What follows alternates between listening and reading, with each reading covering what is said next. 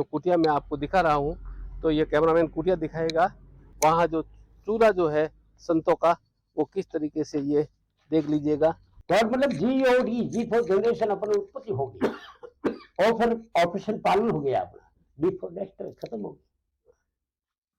दोस्तों तो ये कुटिया है और कुटिया के ही पीछे जो अभी मैं आपको मंदिर दिखाऊंगा वो मंदिर, और ये मेन जो है यहाँ का दूना है।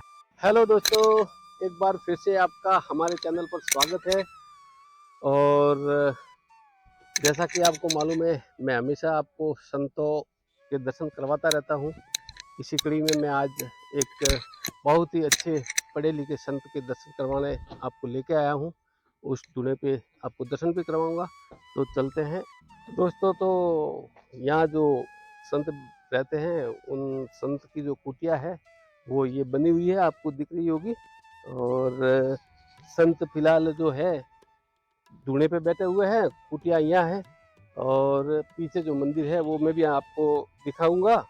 तो पहले आपको मैं कुटिया दिखा देता हूँ कि कुटिया की व्यवस्था ये किस तरीके की। दोस्तों मैं हमेशा से आपको ये कहता आया हूँ कि संतों के लिए चिड़ी चौथ भर ले गई नदी न घटियो नीर, दान किए धन घटे नहीं के गए दास कबीर। तो उसी तरीके से मैं आपको हमेशा से ये संतों के अपने ये सेवा के लिए आपको बार बार ये जो है कोशिश करने के लिए कहता हूँ कि आपसे जितना भी बन सके, हमारा कोई ऐसा नहीं, आपके सामर्थ्य के अनुसार आप जितना भी जिस तरीके से भेंट पूजा आप भेजनी चाहेंगे तो हम संतों तक पहुँचाएंगे। और दूसरा जो है दोस्तों, ये जो है कुटिया है, तो कुटिया मैं आपको दिखा रहा हूँ, तो ये कैमरामैन कुटिया दिखाएगा। तो ये जो कुटिया है अंदर से, और वहाँ जो चूल्हा जो है संतों का, वो किस तरीके से ये देख लीजिएगा। ये चूल्हा और ये कुटिया, ऊपर पन्नी डाली हुई है दोस्तों, और एक ये पलंग है। बाकी ये लकड़ी से बनी हुई कुटिया है, कच्ची कुटिया है, जिसमें ये संत निवास करते हैं दोस्तों। तो ये जो है ये आश्रम की, ये जो है श्री जरगा आश्रम बगीची भादरेसा चौक पे आया हुआ है। और ये जो मंदिर है वहाँ भी मैं आपको दर्शन, संतों से पहले मंदिर के दर्शन करवा देता हूँ, फिर संतों से भी बात करेंगे। तो चलते हैं उस मंदिर की ओर दोस्तों। तो इस ओर जो है मंदिर है, और ये भयंकर पहाड़ी है पीछे। और ये जो मंदिर है, इस मंदिर में भी मैं आपको दर्शन करवा देता हूँ। ये हवन कुंड किया हुआ है, और ये बाबा रामदेव का जो मंदिर है, और मैं आपको इसके दर्शन भी आपको करवा देता हूँ। तो ये कैमरामैन जो है आपको इसके दर्शन जो है करवा देगा। ये बाबा रामदेव का स्थान है, तो आप ये भी देख लीजिएगा दोस्तों। संत जो है गृहस्थ और पेशे से अध्यापक भी है। और यहाँ इस आश्रम में सबसे बड़ी चीज मैंने देखी, यहाँ जो पथरीली जमीन, और पथरीली जमीन में ये पेड़ उपजाना बड़ा ही कठिन काम था। लेकिन उन संत का परिश्रम देखिए, उन्होंने यहाँ नल नहीं है, पानी की व्यवस्था बिल्कुल नहीं है, तो उसके बावजूद भी टंकी से पानी इसमें ये जो पेड़ है इन पेड़ों में डाला जाता है। और इन पेड़ों को अब देख लीजिएगा, ये जो है ये इस तरीके से हरे भरे रखे हैं, जिसमें बड़ और पीपल वगैरह भी यहाँ डाले गए हैं। अब मैं दोस्तों आपको लेके चल रहा हूँ संत महात्मा के पास दोस्तों। तो चलते हैं महात्मा के पास, और महात्मा जी से कुछ जानकारी लेंगे, ज्ञान की बातें भी जो है उनसे सुनेंगे। और आप भी आइए। और सबसे बड़ी चीज़ है कि अगर आपने चैनल को लाइक नहीं किया हो तो लाइक कर दे, शेयर नहीं किया तो शेयर कर दे, और कमेंट भी करें, अच्छा बुरा जो भी हो कमेंट, किस तरीके का मैंने ये वीडियो बनाया है, आपको अच्छा लगा नहीं लगा, क्या जानकारी की कमी रह गई, और सब्सक्राइब करना आप बिल्कुल ना भूलें। तो अब मैं आपको संत जो है यहाँ प्रताप ऋषि जी महाराज जो है उनके पास मैं आपको लेके आया हूँ, जो आप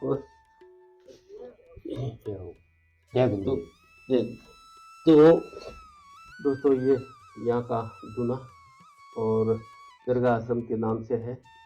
और ये महान संत है जो ग्रस्त में रहकर, वैसे तो अध्यापक है, उन्होंने इस दूने के लिए और इस जमीन के लिए बहुत लंबी प्रक्रिया और लड़ाई भी लड़ी है, और काफ़ी काम भी किया, संघर्ष करके इन्होंने ये जो है ये भक्ति ये यहाँ कर रहे हैं। तो बाबा जी सबसे पहले तो हमारा प्रणाम। प्रणाम। और आप हमारे देखने वाले जो व्यूअर हैं सभी को प्रणाम। उनको जो क्या कहना चाहूँगे कि इस आध्यात्मिक लाइन के बारे में किस तरीके से भक्ति मालिक है कि नहीं है, कई लोग किस तरीके के हैं, कई लोग किस तरीके के इस दुनिया में बसते हैं, हर तरीके से बातें होती है। लेकिन जहाँ तक आपका ज्ञान, आप एक गवर्नमेंट टीचर होते हुए आपने इस लाइन को चुना, तो ये बहुत बड़ी एक चीज़ है। तो इसके बारे में आप क्या कहना चाहोगे? इस लाइन में ऐसे है कि बचपन से ही मेरी ये लाइन संगीत की और भजन की लाइन पड़ गई थी। उसके बाद मैं मेरे व्यवसाय करता रहा, पढ़ाई करता रहा। पढ़ाई करते करते मैंने एक लक्ष्य लगा दिया था। मैंने लक्ष्य लगा दिया था कि दुनिया के अंदर जितनी भी धन संप्रदा है, जितनी मायावान है, अपने पुत्र भी अपने नहीं होते। एक समय ऐसा आता है, अपन खूब कहते कि अपना बच्चा अपना है, पर वो भी पराया हो जाता है। वो अपनी पत्नी आने के बाद में उसका हो जाता है। तो सारे जीवन को अपन को ये जो बगीचा बनाया उसको पालन तो करना है। उसको पालन करने के बाद में अंतिम स्टेप अपना होता है। जैसे अपने घर में 2 बच्चे हैं, 2 बच्चों की बहू आने के बाद में अपने उस घर में जाने का अधिकार नहीं है। उसको स्वतः ही वानप्रस्थ हो जाना चाहिए। वानप्रस्थाश्रम, हाँ, हो जाना चाहिए, ताकि उसका भविष्य जगत कल्याण हो जाता है। उसकी भक्ति में लीन होता है। वो लक्ष्य एक ही हो जाता है कि जन कल्याण की सेवा करें। फिर संसार की सेवा चाहिए, हमको कुछ नहीं चाहिए। जो भी मिलता है वो देता है, उसको ईश्वर चप्पड़ फाड़ के देता है। भक्ति का मतलब ही है भुगतना है हमको। अच्छा, हमको भुगतेंगे जब जाके उसका फल मिलेगा। सरोवर, सरोवर मतलब ये पेड़, सरवर यानी पानी। सरोवर है, सर्वर संत जन, छोटा है संत, छोटा वर्ष में परमार्थ के कारण चारों धारी दे। इन चारों ने अपना ये शरीर परमार्थ के लिए डाला, पुण्य के लिए, परमार्थ के लिए डाला है। इसलिए संत बनना बहुत कठिन है। तो बाबूजी, हम जैसे जो लोग हैं उनको किस तरीके से इस भक्ति वगैरह, जैसे हम भी तो इंसान है, हमारा भी तो कल्याण हम चाहते हैं। हमारे देखने वाले लोग हैं उनको भी तो इस चीज़ की प्यास है कि भाई तो हम भी भक्ति करें। देखो, संसार में ऐसा है, कोई भी रास्ता पकड़ना पड़ता है तो गुरु की आवश्यकता होती है। गुरु एक शब्द है, स्वयं भू। गुरु को दूसरा कोई व्यक्ति विशेष नहीं होता है। गु का मतलब अंधेरा, रू का मतलब प्रकाश। अपन को स्वयं को रू मतलब अंधेरे से प्रकाश में आने की कोशिश करना है। जो गुरु होता है उसको साक्षी हम रखते हैं कि ये मेरे गुरु है। उसको साक्षी करके उसके अंदर पूर्ण विश्वास करने के बाद में उसको लाइन पकड़ जाती है। कोई भी अपनी लाइन मिल जाती है तो बस मेरे यही एक ही लक्ष्य है कि मेरे जीवन का कल्याण करना है। मेरे जीवन का कल्याण करने के लिए कोई दूसरा कोई नहीं आएगा। मुझे मेरे जीवन पर, मेरे को आत्म जीवन किसे कहते हैं? What is life? Details of life our life. जीवन ही जीवन का विस्तृत विवरण।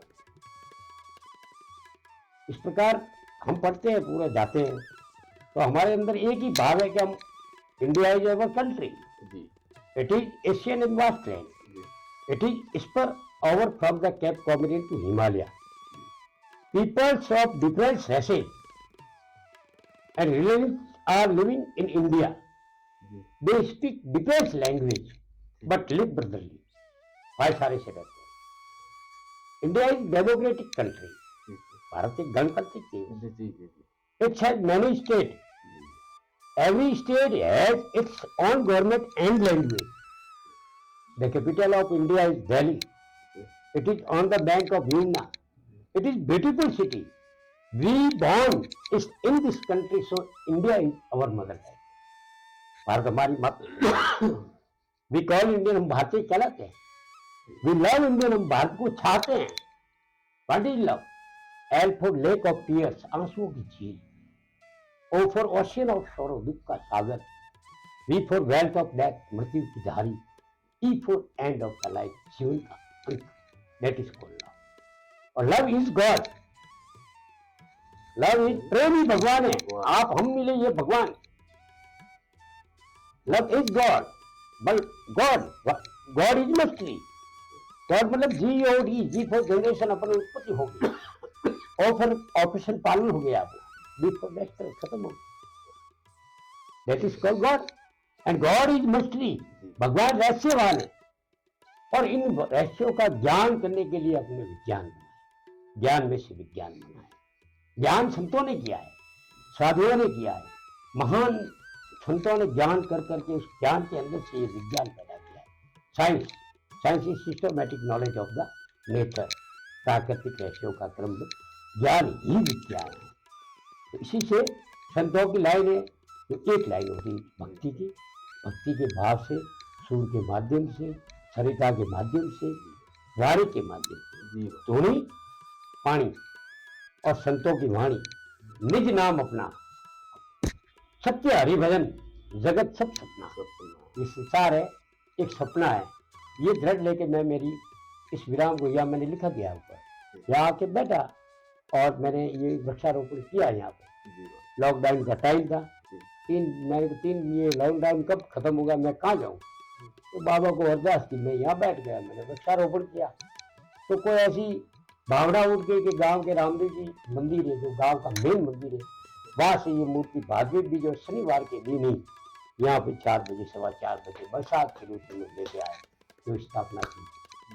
और 6 महीने के बाद में 13 फरवरी 2021 को मैंने 36 कौम के साथ में और ये भव्य प्राण प्रतिष्ठा करके मूर्ति का स्थापन किया, और 100-125 साधुओं के हाथ से मेरा एक हुआ। और मेरा ये सेवा करता हूँ, आए हुए लोगों की सेवा करता हूँ, और आप लोगों की सेवा करता हूँ। मेरे यहाँ दंड की बोली भी बाबा ने अपना अपनाई, पीड़ा और दंड की बोली भी मेरे शिष्य थे जगदीश भाई सुतार, उनकी ओर से वो आया, किसी की ओर से मैंने नहीं लाया। मैंने ध्वजा भी नहीं ली, ध्वजा भी अपना आप आई है, वो भी गांव से आई है। ये बाबा रामदेव जी भी मेरे पास अपना आप आए, मैंने नहीं लाई। उसका इंदा दंड वो भी उन्होंने अपना आप भेजे, उन्होंने खोली बाड़ा जी, मैंने नहीं भेजे, मैंने नहीं किया। मैंने तो जो मेरा आप जो ये वृक्ष लगाए हैं आपने बाहर, ये पथरीली जमीन है, ये पथरीली जमीन है, फिर और पानी की या व्यवस्था नहीं है। मैंने देखा पानी टैंकरों से, वो टैंकरों से पिलाया। 1 साल तक तो मैंने 400 के भाव से पिलाया। कहते हैं कि बाहर पानी निकला, लाइन निकली हुई है। हाँ, निकली हुई है। अगर कोई कनेक्शन मिल जाए तो बाबा की कृपा होगी। कलयुग का अवतार ही है, तो सपोर्ट करे हमारा ये जो इस आश्रम में। पानी की व्यवस्था नहीं है, लाइट की भी व्यवस्था नहीं की है, लाइट की भी नहीं है, लेकिन पिछले 13 सालों से मैं कर रहे हैं। आप सभी लोगों का अगर सपोर्ट रहा तो यहाँ पानी की व्यवस्था और लाइट की व्यवस्था भी होगी। और वैसे बाबा जी कोई चाहते नहीं है कि कोई किसी से कोई मांगते नहीं है, ये हम कर रहे हैं डिमांड, क्योंकि सनातन के लिए कुछ न कुछ आवाज़ तो उठानी ही पड़ेगी। इसलिए दोस्तों, तो ये बाबा जी प्रताप ऋषि जी थे, पाताल ऋषि जी, सॉरी, पाताल ऋषि जी, पाताल दरगाह बगेशी आश्रम बिशलपुर, दरगाह बगेशी आश्रम बिशलपुर है। तो दोस्तों, मैं अब इसी वीडियो के साथ इससे लेता हूँ आपसे विदा। तब तक के लिए जय हिंद, जय भारत।